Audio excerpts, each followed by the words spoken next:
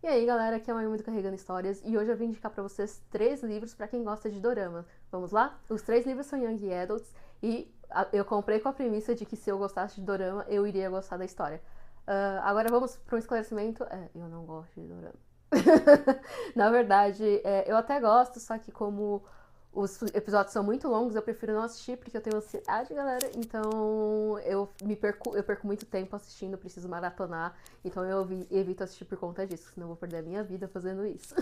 E pra quem não sabe, doramas ou K-dramas são séries de televisão asiáticas produzidas no Japão, China, Taiwan e aqui no Brasil o mais conhecido são as séries produzidas pela Coreia do Sul.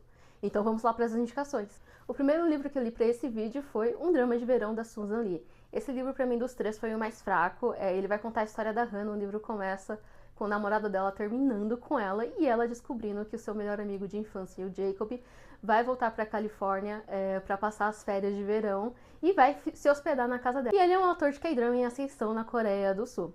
Só que o que acontece? A Hannah, ela se sente abandonada por esse melhor amigo. Então ela decide ignorar ele durante toda a estadia dele. Ao mesmo tempo, ela decide bolar um plano para reconquistar o ex-namorado dela.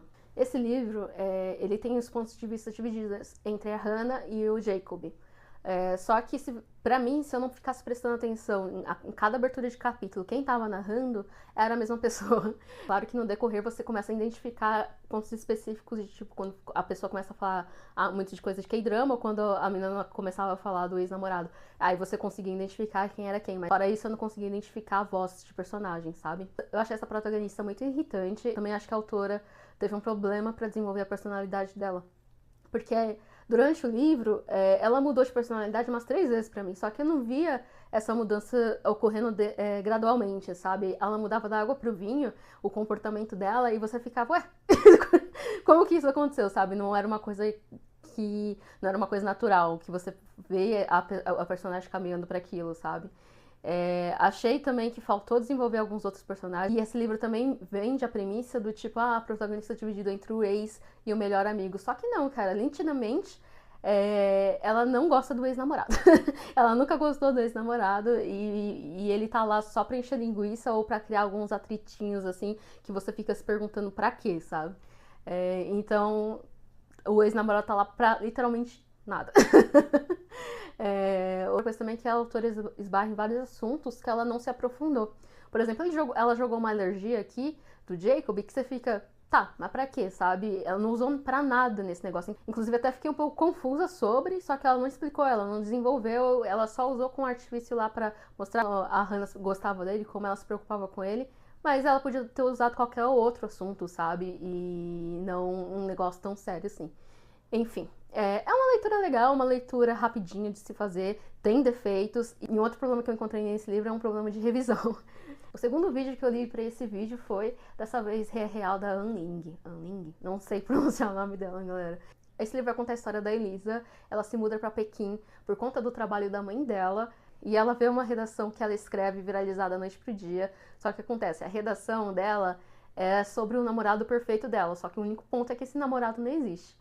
E como essa redação viralizou da noite pro dia, um jeito que ela encontrou de contornar essa situação, ela recorreu ao Kaesong, um ator de K-drama chinês, para interpretar o papel de namorado perfeito dela, e assim os dois tirar vantagem diante da mídia. O famoso fake dating, né, minha gente? Esse livro pra mim foi uma mistura de Para Todos os Garotos que Já Amei, o seriado Show Kit, e um filme bem antigo da Hilary Duff, Paixão de Aluguel. A mãe da Hilary Duff, né, no filme, fica se mudando de cidade e tal, então eu achei a personalidade da Elisa bem parecida com ela.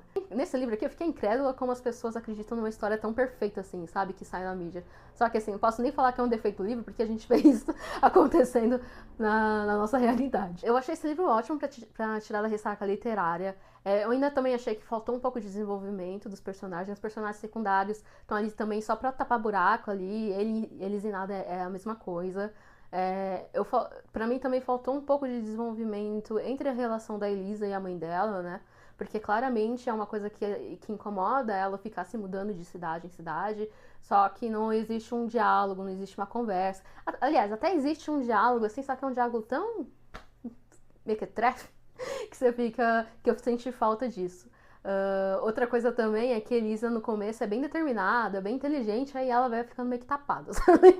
Ela parece que tamparam os olhos dela e ela não consegue ver algumas coisas, assim, em relação ao Cass, mas enfim. Enfim, é uma boa leitura, é uma leitura bem gostosinha, bem fluida, é ótima pra ressaca literária, minha gente, porque eu estava em ressaca literária e eu adorei ler. Eu achei que esse livro seria o melhor dos três, mas acabou levando aqui o segundo lugar desse pódio. E o terceiro e último livro que eu li pra esse vídeo foi O Ritmo de Nossas Vidas, da XO. Esse livro aqui pra mim foi o melhor desses três. Esse livro vai contar a história da Jenny. A Jenny é aquela típica garota nota 10 que sempre tá correndo atrás do objetivo dela, que sempre tá estudando pra tirar a maior nota possível. Enfim, ela toca violoncelo. Em uma das apresentações que ela fez, ela recebeu uma crítica dos jurados que ela ficou remoendo depois, que foi que tecnicamente ela era perfeita, só que faltava sentimento.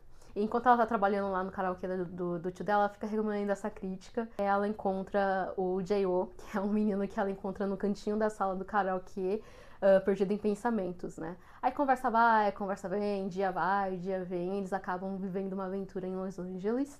Só que ele volta pra Seul e eles acabam perdendo contato. E nesse meio tempo, a avó da Jenny, que mora na Coreia do Sul, que mora em Seul, fica doente e ela e a mãe dela vão para a Coreia para cuidar dela, né? Aí ela pede transferência de escola, para uma transferência da Academia de Artes de Seul, e quando ela começa as aulas, adivinha quem ela encontra lá, minha gente? Adivinha? Isso mesmo, o J.O. Além de encontrar com ele, ela ainda descobre que ele é um astro de K-pop. Minha gente, isso aqui não acontece na vida real, não. Mas, enfim. Pra mim, foi a melhor personagem dos três livros. Foi a personagem mais bem construída. Eu não acho que esse livro tenha tantos altos e baixos, não acho que esse livro tenha grandes dramas. Eu acho que a autora perdeu uma grande oportunidade nesse livro, que foi com os personagens coadjuvantes, porque eles começam, assim, sendo incríveis e no final meio que se perdem, assim, na trama. Mas, enfim. Outra coisa também que eu senti falta foi numa melhor construção da relação da Jenny com a mãe dela, sabe? Eu fiquei esperando um momento de ruptura e reconciliação entre elas, só que nunca veio.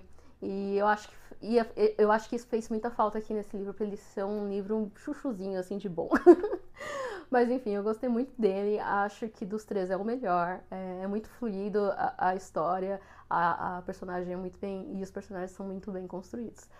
Tirando essa questão ali com os personagens coadjuvantes. Dito isso, minha gente, o que eu aprendi lendo esses três livros sobre astros de K-pop e K-dramas? Eu acho que tanto os cantores quanto os atores têm uma vida meio vazia, assim, sabe? Não sei, fiquei com essa impressão de, nossa, eles são tristes. E foi isso, galera. Esses foram os três livros que eu tinha pra indicar pra vocês hoje. Comenta aqui embaixo se vocês conhecem algum outro livro que tem essa mesma temática, né, de K-pop e K-dramas. Deixe seu curtir se você gostou desse vídeo e pra ajudar no engajamento aqui do canal. E não deixa de se inscrever se você ainda não é inscrito. Até a próxima, galera. Tchau, tchau.